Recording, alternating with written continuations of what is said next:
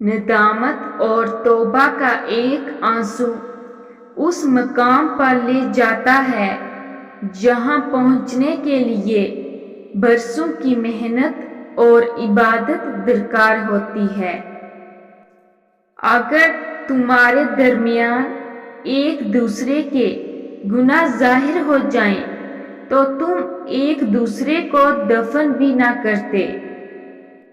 حضرت علی کی خدمت میں ایک شخص آ کر کہنے لگا، یا علی، وہ کون سے ایسے بدترین گناہ ہیں جو انسان کے رزق اور عزت کو ختم کر دیتے ہیں اور دنیا و آخرت میں انسان کو اس طرح ذلیل کرتے ہیں کہ کوئی اس کا مددگار باقی نہیں رہتا۔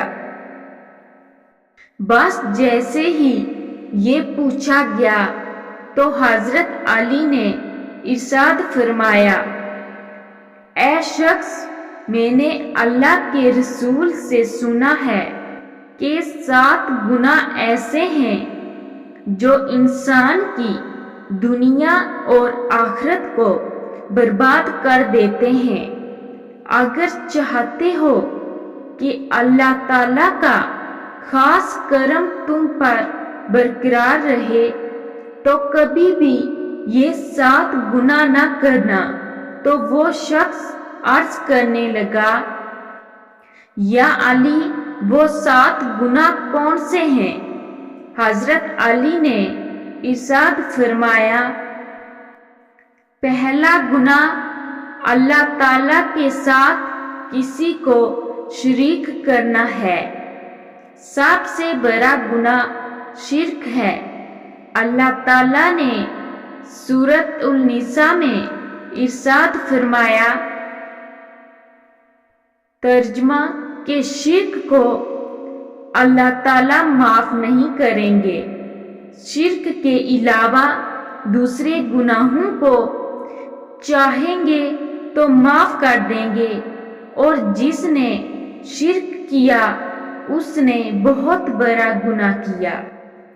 شرک بہت بڑا گناہ ہے، لہذا شرک سے بچنا چاہیے۔ دوسرا گناہ جادو کرنا ہے۔ جادو کرنا بھی بہت بڑا گناہ ہے۔ جادو حرام ہے، بلکہ کفر ہے۔ اگر کوئی اس کو جائز سمجھ کر کرتا ہے تو وہ یوں سمجھیں کہ وہ اسلام سے بھی نکل جاتا ہے۔ لہذا جادو کرنے سے ہمیشہ بچو، اس گناہ کو بھی نہ کرو۔ تیسرا گناہ کسی کو ناحق مارنا۔ حضرت ابو امامہ روایت کرتے ہیں کہ نبی کریم صلی اللہ علیہ وسلم نے ارشاد فرمایا، جس شخص نے کسی مسلمان کی پیٹھ کو ننگا کر کے ناحق مارا، وہ اللہ تعالیٰ سے اس حال میں ملے گا، اللہ تعالیٰ اس پر ناراض ہوں گے۔ چوتھا گناہ سود کھانا ہے۔ قرآن پاک میں اللہ تعالیٰ فرماتے ہیں، جو لوگ سود کھاتے ہیں تو کل قیامت کے دن قبروں میں اس شخص کی طرح اٹھیں گے جیسے کسی کو جن بھوت نے لپیٹ کر پاگل بنا دیا ہو۔ پانچواں گناہ یتیم کا مال ہڑپ کر جانا ہے۔ کسی کا حق نہ مارو، کیونکہ اللہ تعالیٰ کا انصاف بہت سخت ہے، لہذا کسی یتیم کا مال کبھی بھی ہڑپ نہ کرنا۔ چھٹا گناہ میدان جہاد سے بھاگ جانا ہے، اور ساتواں گناہ نیک عورت پر تہمت لگانا ہے۔ سورہ نور سورت نمبر 24 آیت نمبر 4 پڑھیں۔